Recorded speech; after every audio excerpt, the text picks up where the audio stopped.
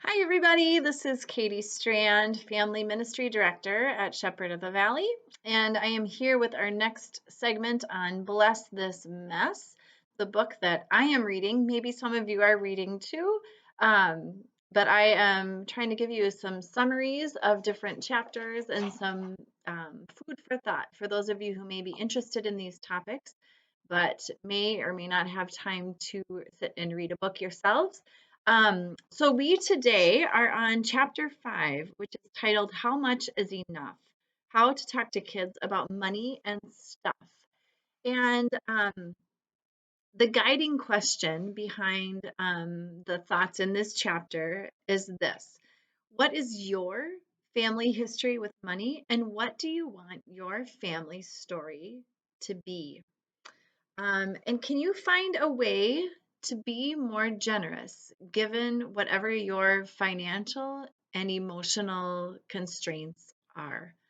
Um, they spend some time in the beginning talking about the importance of um, clarifying for yourself and with your partner your own history with money, and realizing that it's a loaded subject that is often intertwined with shame, fear, feelings of scarcity, or uncertainty. And it's really helpful if you have worked through some of those feelings and experiences of your own from your own past and your own upbringing, um, in order to be more proactive and more intentional about how you raise your kids around the subject of money. So there's an interesting quiz that they offer. They give a link in the book, which I found to be a link that doesn't work, but I will add another one that I found um, in the comments here. It's called the Global Rich List, but it's a calculator tool for you to use where you input your family's income and find out on a global scale, where do we fall? And as I'm sure we're all aware, in the United States, we are like abundantly wealthy compared to the rest of the world. And of course, we have other complicated factors with regard to our financial situations, but it is a very interesting glimpse at what our wealth is compared to other places, and then what would happen if we shared certain parts um, of our wealth in maybe a way that is a little bit more of a challenge than what we are currently doing. So it talks about how the Bible is pretty clear and pretty consistent, not in a very prescriptive way, but um, regarding money. There's a lot. The Bible says a lot about money, and it over and over. There are challenges to materialism and excess. There is a focus on our faith compelling us to help fight poverty, end poverty in our world, and our faith compelling us to be generous with what we have. And that theme is throughout scripture. And in this book, they talk about how valuable it is for us to help our families move from a scarcity mindset to an abundance mindset, and how that is a very helpful tool for in general for managing money and understanding how much is enough. um, then there are some different sections, like different portions of money management and understanding of money, that I'll walk through. The first one that they talk about and they tackle is allowance, chores, and save, spend, and share. So they acknowledge in here that there's actually very little research about how good or bad it is to tie a kid's allowance to chores that they have to do. That some families decide to completely separate those, and others tend to tie, like, you do this amount of work and then you get this much money. And there really isn't much research to show the benefits or drawbacks of those two different philosophies. Um, but they do talk about how having some opportunity to manage their own money is an important skill for kids to learn, and also acknowledging that the ability to give an allowance to kids is a privileged position. Not every family is able to do that, but if you are, then there are some tools and perspectives that might be helpful. So, for example, they suggest that if you do give an allowance, that you might do it in a number that is easily divisible by 3, because then you can talk about sharing a third, saving a third for something big like college or a big purchase like a computer or a car or something like that. Depending on the age of the kids, there's, different levels of big. And then spending, and that's where they have freedom to spend their own money. um, so, as I said, they acknowledge there's not a lot of research saying whether it's good or bad to tie those two things together. But it is clear that both having chores and having to manage some money is good for kids. So that is clear. And that chores can help shape our skills, like give us the skills we need, and it can shape our attitudes about how we contribute to the running of a household and being part of the team of our family. Um, and that there are responsibilities also that come with um, that kind of can grow as ages grow. This is a cool ritual they talked about that is a birthday ritual in one of the author's family, that with each birthday they made a big deal of like unsealing an envelope, and in that envelope was a new amount of the allowance that child got, but along with it a new responsibility that um, child would have, so that um, they're understanding that as they grow older, they are they have more privileges and more responsibilities in kind of this gradual, like annual way. I thought that was a kind of a cool idea. Another ritual they talked about related to sharing was the ritual of like between Christmas and New Year's as a family, doing like a Christmas blowout, they called it. So working together as a family to research and decide on where you want to give like a generous sum of money at the end of the year, to be able to give to an organization or nonprofit. Um, that's a cool practice that families can do together as well. It's kind of a cool thing. The next section was about privacy versus secrecy, and recognizing that secrecy about money and about our family's financial situations is often has more shameful connotations, whereas recognizing that our financial stuff is private, that's okay. That there are times and places where it's fine for us to share with our kids about our money situation, that it's helpful to talk transparently with kids, depending, in an age appropriate way. Um, but that when there's too much secrecy surrounding money, that often leads to feelings of shame and it's not very helpful. Um, then they talk about I thought this was a good section, downward mobility and digging deep. So often we hear about upward mobility, right? But they talk about that actually downward mobility can be understood as biblical and as a move of faith. That sometimes as parents, our fears about our children's future can drive us to pressure them. So, for example, um, grades in school, you know, where does our pressure for kids to get good grades come from? Is it our hopes that they will get into a good college and then get a good job and be able to um, basically have this secure future that prevents them from experiencing like the bottom dropping out, or the really dif- really big difficulties in life related to money? And so, on the one hand, that's totally understandable as a parent. On the other hand, it's really great if we can give our kids more freedom to choose their future path based on what their passions and interests are, and not so much being driven by having a high income someday.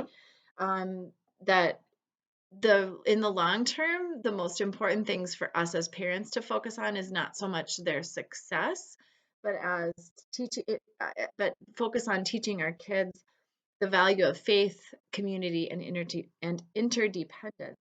Um, and that faith really can help our kids answer this question for themselves of how much is enough. That's not something we can answer for them as they become adults. They need to be able to answer that for themselves. Um, and that there's some talk in here as well about um, what privilege does when we are in a privileged position and we kind of set our kids up to be in a place where they don't have to be anxious about their futures. We often are perpetuating inequalities, or we're perpetuating um, the inability for other kids to achieve those same things, and that there's a whole cultural shift that could happen. There's another website they refer to in here that I have not looked at, but I will. And if it looks good, I'll post that on the comments as well. Talking about conversations that people who are in wealthy, high achieving school districts, which is where we live, I would say that qualifies. That there are conversations that can be had among parents that can be very helpful for communities. That does kind of challenge the status quo to an extent, and would be a countercultural but faith-based conversation to have. Um, it talks about, this book chapter talks about the currency of time and understanding. I mean, we all know time is money, right? Time is valuable, and that often we think our kids want more stuff, but what our kids actually want is more time, or at least more quality time with their families. Um, and that I liked this. I appreciated this. Like, not to throw more guilt on parents that you don't spend enough time with your kids, like, if you're working or whatever, but that it's, so it's not about quantity of time, it's more about quality, like putting down our phones and giving kids our undivided attention for a conversation, to listen to them, things like that. Um, that is a very valuable commodity that we can teach our kids, that kind of runs parallel or intertwines with our value, the value we place on money. There's a section on addictive behavior, and the statement they say is addiction is a consequence of not knowing how much is enough. So, getting back to this question, how do we teach our kids how much is enough? um, Talking about how addictive tendencies are ways that we escape from life rather than facing life on the terms that we have it.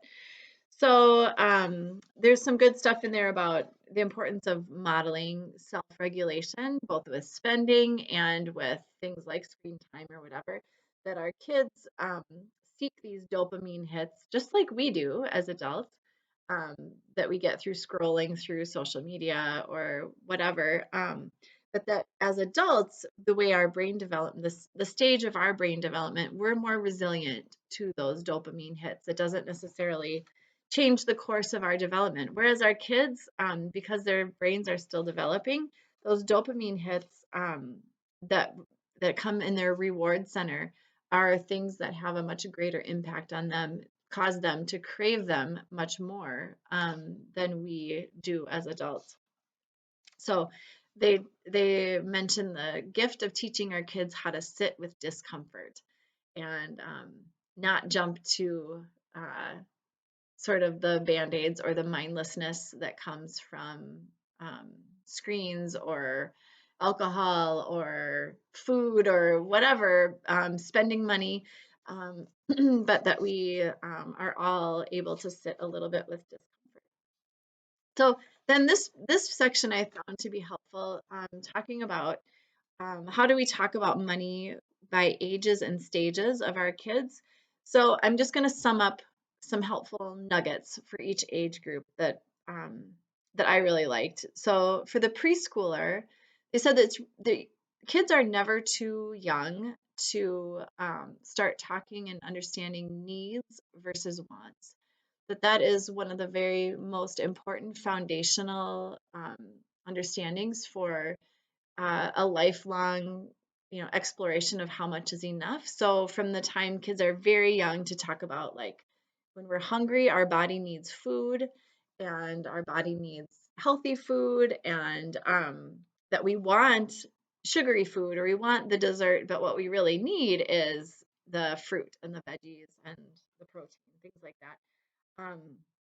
But using hunger cues and kids kind of paying attention to their bodies to also talk about what we need versus what we want. And of course, that conversation can become more expanded and more complicated as kids get older, understanding needs versus wants. So grade schoolers, they talk about the value in giving them the opportunity to make choices about their money. So this is where like an allowance would come in, and let them make mistakes. So go ahead and let them blow their $5 allowance on, a cheap necklace that breaks in half an hour. That the opportunity to make some of those mistakes at this age are so valuable for when they have the opportunity to make bigger mistakes, that hopefully some of this learning would be done, while their mistakes can be relatively small. And that even though it might just drive you crazy to let your kids spend their money on crap, that it's actually a really valuable exercise for them, to do. So it's really helpful then if you're also dividing into share, save, spend, because then what they have to spend isn't maybe quite so painful. Anyway, as they get into middle school, there's great value in adding some transparency to conversations about your own family's finances, keeping in mind your kid's temperament and your situation too, but that it's okay that, they start to understand that decisions about money and questions about money are not always straightforward or black and white. That there is, it's good for you to know, like, how transparent do we want to be, but this is the time to let kids start learning, more and more about like the decisions you're having to make as adults, and even mistakes that you've made, for with money, either as a kid or as an adult, to be a little more transparent about those stories. And then in high school, they talk about how it's really valuable for every kid to have a job outside the home before they move out and move on, because they're being given, a different level of responsibility that way, and probably a different level of income as well. Um, but even if you could pay for their gas or their insurance or whatever for a car, or other, items, that it's helpful for the kids to have a lot of those responsibilities, so that they kind of get more and more practice with this and start to understand a little more about the scale of, how much it costs to live.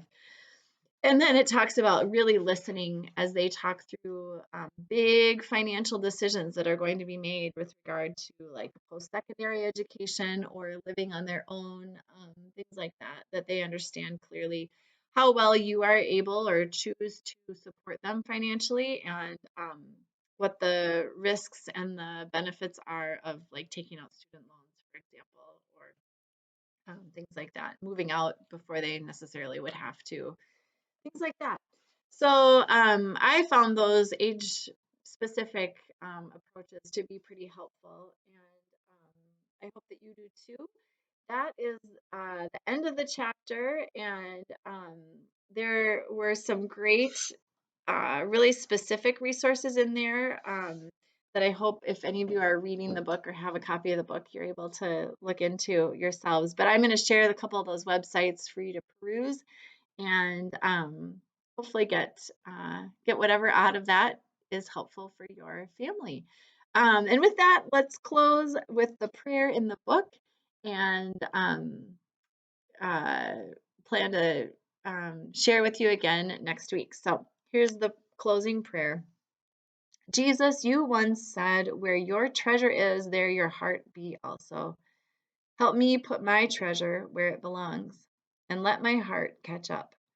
I want our family to live in a mindset of abundance and not in the myth of scarcity. Amen. Have a great week, everybody. I look forward to joining you next week with chapter 6, which is Service and Community, How to Follow Jesus. Have a great rest of your day.